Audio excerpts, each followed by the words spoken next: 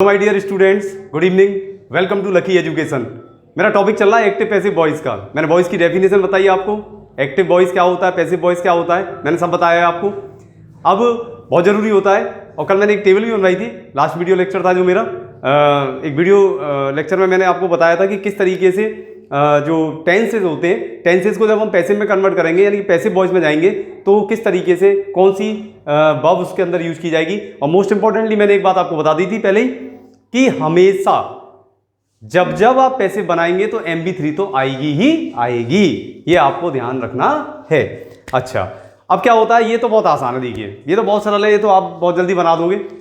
फिर भी कुछ स्टूडेंट्स को दिक्कत आ जाती है, तो मैं थोड़ा सा एक क्विक एक रिव्यू जिसको कहते हैं वो मैं आपको देख लेते हैं ज़रा इस पर बेस्ड कि किस तरीके से जो मैंने आपको रिव्यूज लिखाए, किस तरीके से मैंने आपको एक टेबल बनवाई, उस पर बेस्ड किस तरीके से जो एग्जांपल्स हैं किस तरीके से उनको सॉल्व करना है, उनको आप ज़रा ध्यान से देखेंगे। और टेबल मैंने आपको बनवा दी है, बहुत आसान है, कहीं कोई दिक्कत नहीं है। और 12 में से केवल और केवल 8 टेंसेस के पैसिव वॉइस बनते हैं, इसके अलावा 4 के बनते ही नहीं हैं। लेकिन फिर भी मैंने आपसे कहा था कि बन तो जाते हैं, लेकिन ग्रामेटिकली वो अप्रूव्ड नहीं होते हैं। तो आप एक बात का ध्यान रखें कि अकॉर्डिंग टू एकेडमिक लेवल आपका है तो उसके अकॉर्डिंग ही आप वर्क करें, ऐसा नहीं कोई एक्सपेरिमेंट ना करें किसी तरीके का। बहुत अच्छे अच्छे रूल्स मैं आपको बताऊंगा, स्पेशल रूल्स बताऊंगा जो आपके लाइफ टाइम काम आएंगे, बहुत अच्छे आपको लगेंगे और रूटीन में आपके बहुत काम आने वाले हैं। इसके अलावा मैं आपको वो भी चीज़ बता दूंगा कि कब कब कोई सेंटेंस ऐसा आएगा आपके सामने जो कभी भी एक्टिव वॉइस में बनेगा ही नहीं, वो हमेशा पैसिव वॉइस में ही बनेगा।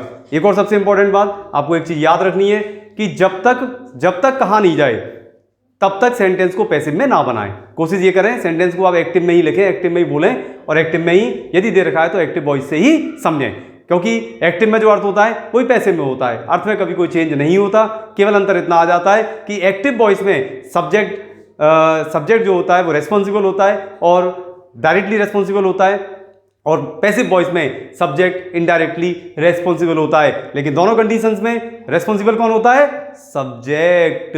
बस यही चीज आपको अपने दिमाग में रखकर और आगे अपना पूरा टॉपिक कंप्लीट कर लेना है। तो आज मैं थोड़ा सा इसके बारे में थोड़ा सा हाईलाइट कर रहा हूँ थोड़ा सा कि जो मैंने आपको टेबल बनवाई थी उसके अकॉर्डिंग में अपन देख लेते हैं, जरा टेंस भी देखते हैं, टेंस के अकॉर्डिंग फिर अपन आगे चलेंगे कि किस तरीके से हमने उसको समझा था। तो देखें जरा, टेंस आपने बहुत अच्छी तरह कर ली है, बेसिक आपकी पूरी मैंने कंप्लीट करा दी है, वीडियो लेक्चर्स मेरे डले हुए हैं, आराम से पढ़ें, आराम से समझें, रूटीन में जरूरत की चीज़ों को नोट डाउन भी करें जिससे कभी आपको दिक्कत नहीं आए। देखते हैं, आसान है वो, क्योंकि टेंसेज आपने कंप्लीट कर रखे हैं। देखते हैं किस तरीके से आपको समझना है। चिल्ड्रन लाइक स्वीट्स, पहली चीज बहुत इंपॉर्टेंट आ गई। चिल्ड्रन नाउन है, लाइक स्वीट्स, लाइक यहां पर क्या है? वर्ब है, और वर्ब की बात करें तो ये टेंस कौन सा है? Present indefinite. और प्रेजेंट इंडेफिनिट में देखिए जो इसका सिंगुलर होता है वो होता है चाइल्ड। चाइल्ड का प्लूरल क्या होता है? चिल्ड्रन। हमेशा ध्यान रखना, बहुत से बच्चों के मुंह से गलती से चिल्ड्रंस निकल जाता है, लेकिन आप इस तरीके से ध्यान रखेंगे। हाँ, यदि आपको एपोस्ट्रोफी यूज करना है तो आप इस तरीके से यूज कर सकते हैं, इसको भी मैं समझा देता हूं, ये बहुत इंपॉर्टेंट चीज है। आप इस तरीके से लिख सकते हैं,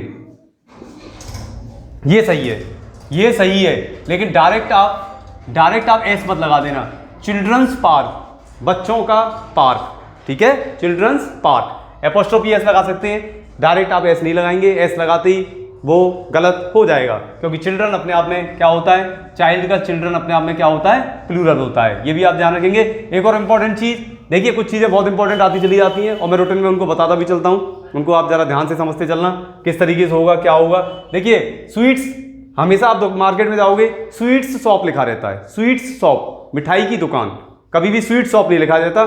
स्वीट अपने आप में क्या होता है? स्वीट माने होता है मीठा, मीठे का मतलब हो गया एडजेक्टिव, लेकिन वहां पर लिखा रहता है मिठाई की दुकान, यानी कि कुछ मटेरियल है वहां पर इस तरीके का, उसके बारे में बता रहे हैं, तो उसको वो क्या कर देते हैं? स्वीट्स। और स्वीट्स जैसी हम करते हैं तो वो किस में पहुंच जाता है? वो पहुंच जाता है नाउन में। तो आप हमेशा ध्यान रखें, और नाउन ही ऐसा होता है जो सब्जेक्ट और ऑब्जेक्ट का वर्क करता है। तो यहां पर आप देख रहे हैं जरा ध्यान से, चिल्ड्रन लाइक स्वीट्स, और इसका आपको बनाना है, क्या बनाना है?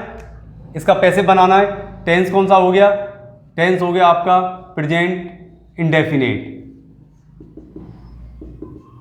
ठीक है। इसको मैं ट्रांसलेट कर रहा हूं, किस तरीके से आपको करना है ट्रांसलेट। देखिए ये यहां पर क्या हो गया? चिल्ड्रन लाइक, बच्चे पसंद करते हैं, क्या पसंद करते हैं? जवाब मिलेगा आपको, क्या करते हैं? स्वीट्स, ठीक है ना। तो स्वीट्स क्या हो गया, मिठाई, तो क्या हो जाएगा यहां पर, ठीक है, मिठाई की दुकान हो गई। और मिठाई एक तो रहती नहीं है, मिठाइयां बहुत सारी रहती हैं वहां पर, तो आप किस तरीके से करोगे, स्वीट्स आर लाइक्ड, ठीक है, बाय द चिल्ड्रन। लेकिन एक बात का आप ध्यान रखेंगे, कभी भी जो प्लूरल होता है उसको हम लिखते नहीं है, आप सिंपली क्या कह सकते थे, स्वीट्स आर लाइक्ड, यहीं पर आप इसको छोड़ सकते हैं, ठीक है ना, ज्यादा आप इसको आगे ना ले जाएं, आप यहां पर इसको कंप्लीट कर सकते हैं कि स्वीट्स आर लाइक्ड। लेकिन मैंने इसको और ज्यादा समझाने के लिए आपको थोड़ा सा पूरा लिख दिया है मैंने। स्टार्टिंग है आपकी, जब आप कंप्लीटली समझ जाओ तो आप प्लूरल को अवॉइड कर दें, जैसे दे आ जाए, समवन आ जाए, समबडी आ जाए, ठीक है ना, जैसे इंडेफिनिट प्रोनाउन आ जाए। इंडेफिनिट प्रोनाउन कौन से होते हैं, somebody, someone, something, anything, nothing, जो भी कुछ आ जाए इनको आप क्या करें, बाई से नहीं जोड़ें। बाई क्या होता है, बाई एक एजेंट होता है, एजेंट का वर्क करता है, और एजेंट कभी अपने साथ में मैक्सिमम केसेस में प्लूरल को नहीं जोड़ता है। तो आप क्या कह सकते हो, स्वीट्स आर लाइक्ड, लेकिन मैंने पूरा इसलिए लिखा है कि जिससे आपका पहला ही सेंटेंस है और आपको पता चल जाए कि वास्तव में क्या मुझे आपको बताना है।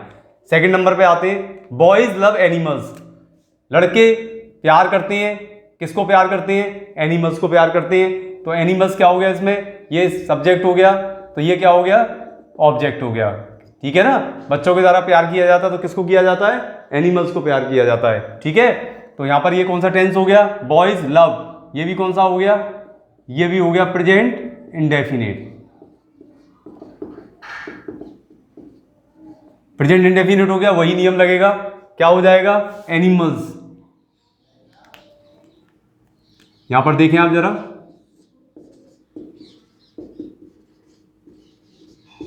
एनिमल्स, अब देख रहे हैं आप, एनिमल्स क्या है, प्लूरल है। आगे क्या लिख दूं, आर लव्ड, आगे देखें,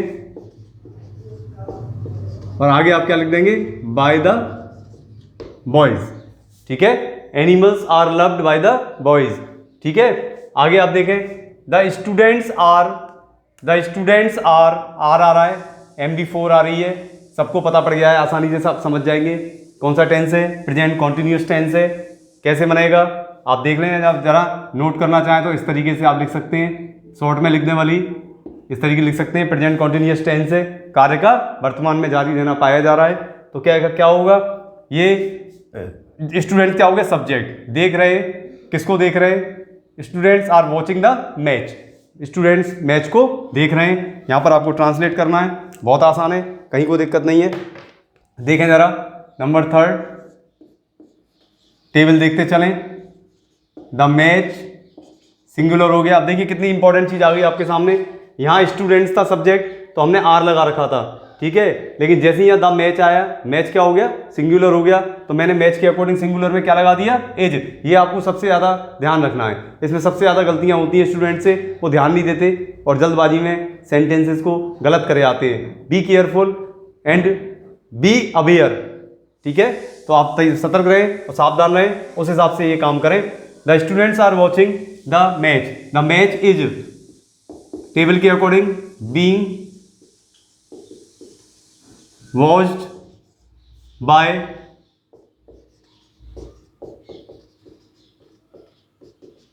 द स्टूडेंट। अभी आप पूरा लिखेंगे, किसी तरीके का कोई करेक्शन होगा, कोई काट छांट करनी होगी, मैं बताऊंगा, उसी के अकॉर्डिंग आपको काम करना है, उसी के अकॉर्डिंग आपको डिसीजन लेना है। अभी आप किसी भी तरीके से कोई एक्सपेरिमेंट यहाँ पर नहीं करेंगे। अब मैं टेंसेस नहीं लिखूंगा, आपको फाइंड आउट करना है कौन सा टेंस है, उसके अकॉर्डिंग टेबल देखनी है, फिर आपको इसका पैसिव बना लेना है।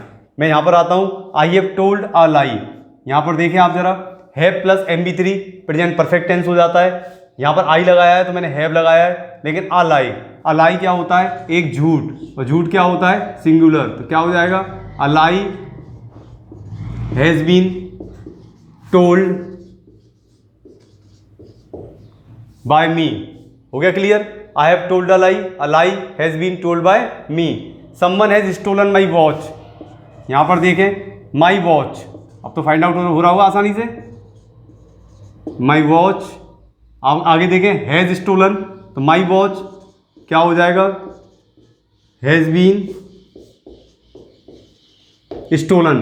आप, मैंने बताया था समवन हुआ, समबडी हुआ, इनको आप बाई के बाद नहीं जोड़ें तो ज़्यादा बेटर होगा, ठीक है। गलत नहीं होगा, ऐसा नहीं वो गलत कर दे काट दे आपका, ऐसा नहीं है, लेकिन इसको यूज नहीं करते, ऐसा नियम दे रखा है, ठीक है।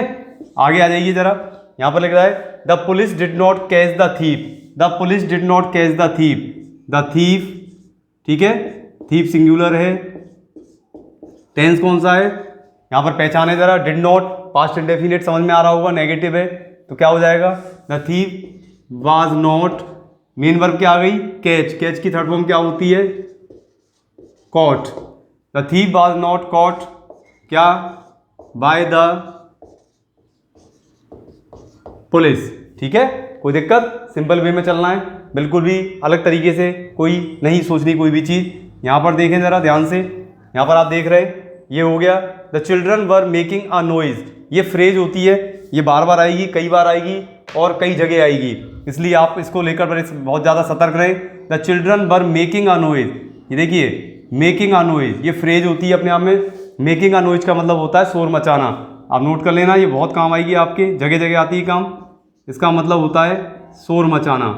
क्या मतलब हो गया, the children were making a noise, बच्चे शोर मचा रहे हैं, शोर मचा रहे हैं, शोर सिंगुलर होता है तो क्या हो जाएगा, अ नॉइज, ठीक है। क्या आ रहा है यहाँ पर, वर आ रहा है, कॉन्टिन्यूअस टेंस है, क्या हो जाएगा, वॉज लगा दूं, वॉज के बाद क्या लगा दूं, बीइंग लगा दूं, मेक का क्या हो जाएगा, मेड, ठीक है। आगे फिर लिख रहा हूं पूरा, बाय द चिल्ड्रन, इस तरीके से आप पूरा लिखते चलें, अभी किसी भी तरीके से कोई अभी काट छांट ना करें। आगे देखें जरा, जहां जरूरत थी वहां मैंने आपको बता दिया, इनको आप अवॉइड कर दें, बाकी जो भी आ रहा है अभी उसको आप पूरा की पूरा लिखते चलें। यहां पर देखें 8, he had written a letter, सबको पता है had plus MB3 past perfect tense होता है, पास्ट परफेक्ट में क्या बनाओगे आप, a letter had been written by, क्या हो जाएगा, ही का क्या हो जाएगा, हिम। आज आपको एक टेबल और बताऊंगा मैं, उस टेबल को भी आप ध्यान रखेंगे जिससे आपको दिक्कत नहीं आए। आगे देखें जरा, ये थोड़ा सा अलग हटके है, the children had eaten all the cakes before the party began. अब आप देख रहे हैं यहाँ पर बिफोर आ गया, हमेशा ध्यान रखें कंजंक्शन से, कंजंक्शन के बाद का जो भी पार्ट होता है उसका कभी भी हम पैसिव नहीं बनाते, उससे पहले का ही पैसिव बनाते हैं। रेयर केसेस में ही आपको सोचना है, ज़्यादा आपको उस पर ध्यान नहीं देना है, उससे कंजंक्शन से पहले वाले को ही आपको क्या कर देना है, उसी को आपको पैसिव में कन्वर्ट कर देना है। The children had eaten all the cakes, तो क्या हो जाएगा, यहां से देखें जरा, all the cakes, all the cakes, plural आ गया, केक का केक्स हो रहा है, प्लूरल हो गया, क्या हो जाएगा, कोई दिक्कत ही नहीं है, हैड लग रहा है, all the cakes had been, क्या हो जाएगा, eaten by the children before the party began. यहां पर आप देखेंगे जब कभी भी कंजंक्शन वाला कोई पार्ट आ जाए तो आप इसको पूरा लिखें, इसमें कोई किसी तरीके की काट छांट ना करें। जैसे चिल्ड्रन आ रहा है, इसमें आप अवॉइड ना करें और उसको पूरा की पूरा लिखें, क्योंकि ये कंजंक्शन का पार्ट है, 2 हिस्से होते हैं और दोनों को ही आपको कंप्लीट लिखना है, ठीक है। इसके बाद आगे आ जाइए, the postman will deliver the letters, sentence number 10, the letters आसान है, फ्यूचर इंडेफिनिट है,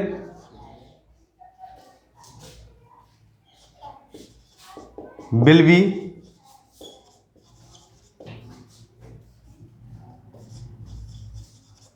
डिलीवर्ड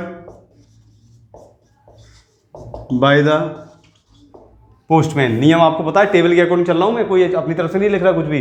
आप देख रहे हैं the letters will be delivered, DELIVER, ठीक है, डिलीवर्ड ED लगा दीजिए, इसको थर्ड MB3 में कन्वर्ट कर लीजिए। यहां पे आ जाइए जरा, the police will have caught the terrorist, the terrorist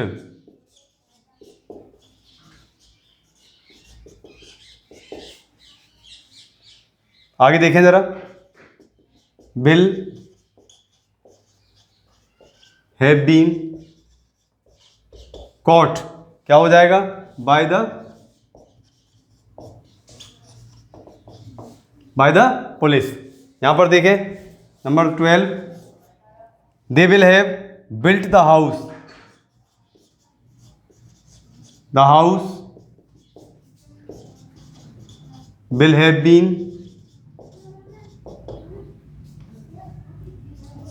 built. अब देखिए जरूरत नहीं है लगाने की, लेकिन लगा देता हूं। प्लूरल को अवॉइड कर देते हैं, लेकिन स्टार्टिंग हमारा पहला ही वो है, पहली एक्सरसाइज है, इसलिए मैंने इसमें इसको लिख दिया है। लेकिन आप देखें ज़रा, अब थोड़ा सा यहाँ पर समझ लें ज़रा ध्यान से, जो मैंने बताने की कोशिश की है कि सब्जेक्ट और ऑब्जेक्ट, ऑब्जेक्ट को क्या बनाना है सब्जेक्ट, और सब्जेक्ट को क्या बनाना है ऑब्जेक्ट। और जो जितने भी जो थर्ड पर्सन प्लूरल होते हैं उनको हमें नहीं लिखना होता है, लेकिन स्टार्टिंग है आप लिखें, समझें, जिससे कि आपको हर चीज़ पता चलती रहे। इसमें क्या है एक्चुअली, आपको जो नियम है, जो भी रूल्स है, उसके अकॉर्डिंग आप देख रहे हैं। यदि प्रेजेंट इंडेफिनिट है तो आर सॉल्व्ड, इज बीइंग, यदि कॉन्टिन्यूअस है तो ये देखिए आप जरा, हैज़ बीन टोल्ड, इधर देख रहे हैं हैज़ बीन स्टोलन, इधर देख रहे हैं वाज नॉट कॉट, ठीक है, वॉज बीइंग मेड, यहाँ पर देख रहे हैं had been written, cakes had been eaten, यहाँ पर देख रहे हैं आप, आगे पूरा कंप्लीट कर दिया। Will be delivered, will have been caught, देख रहे हैं आप ध्यान से, विल हैव बीन बिल्ट। तो ये सब आपको यहाँ पर ध्यान रखना है, जिससे कि आपको कोई दिक्कत नहीं आए। अब मैंने दे का बता दिया है, लेकिन आगे जब मैं आपको अगली एक्सरसाइज कराऊंगा तो मैं आपको उससे पहले ये बता दूंगा कि किस किस को आपको अवॉइड करना होता है, जिससे कि आप उसको बार बार ना लिखें। इतना ज़रूर ध्यान रखें, थर्ड पर्सन जो प्लूरल होते हैं उनको हम क्या कर देते हैं, उनको हम अवॉइड कर देते हैं। पहली एक्सरसाइज है, एक समझाने के लिए मैंने आपके सामने सबको लिख दिया है।